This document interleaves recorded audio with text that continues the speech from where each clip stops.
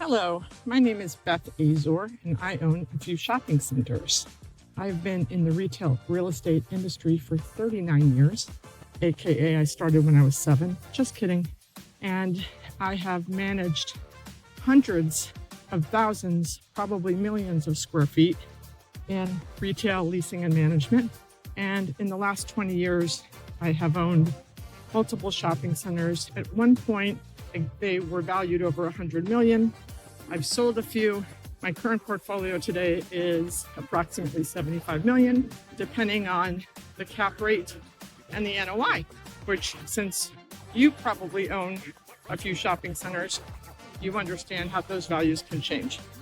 I get a lot of calls about tips for owners of shopping centers and got a lot of questions on social media. And I thought it would be interesting to create a podcast called I Own a Shopping Center, Now What? ... And I'll share with you, the plan is to do 100 episodes with 100 tips, my top 100 tips. So I hope you enjoy. Please subscribe and share it with your friends. And if you have any questions, reach out and I will answer them in future episodes. So welcome to I Own a Shopping Center, Now What? Podcast, episode 1. So my first tip for anyone that's buying a shopping center is customers that come to your shopping center are super important, right? Because traffic increases sales and sales increase rents. So we want to do everything we can to get as much traffic into our property and help the tenants boost their sales. So I feel that the top 3 things for me in encouraging customers to come to my properties are visibility, cleanliness, and security.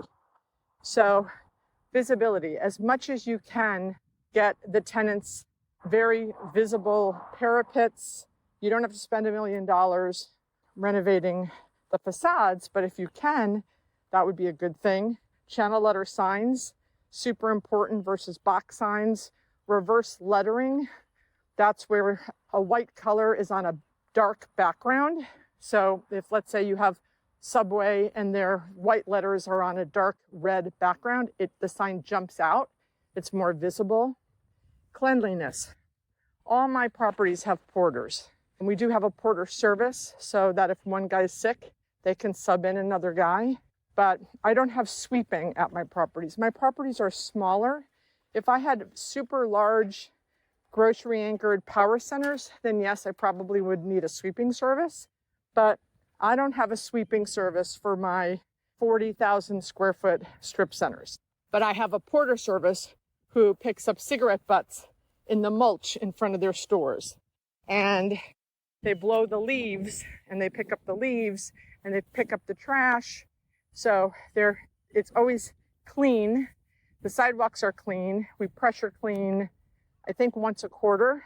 If we have a very high trafficked sub store, we make them pressure clean once a month, but the landlord will do it once a quarter. And then security. And the most important thing contributing to security, in my opinion, are lights. So it's very, very important. We do light checks once a week at night, and the electrician comes and does them, I think, once a month during the day.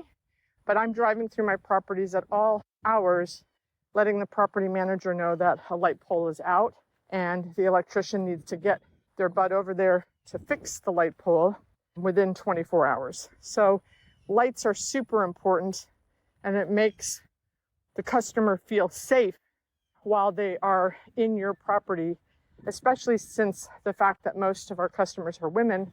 We want them to feel safe coming to the sushi restaurant at night and walking to their car. So I've, in a few instances, actually added spotlights on my light poles under the regular light poles to add more lighting to the property. So cleanliness, visibility, and security. When I first buy a shopping center, those are the first 3 things that I look at from a management perspective to make sure that my customers that come like the environment they're in and feel safe and that they can see our tenants' signs. All right, I hope this helps. Thanks for listening. And if you have any questions, reach out. I'm happy to answer them on future episodes.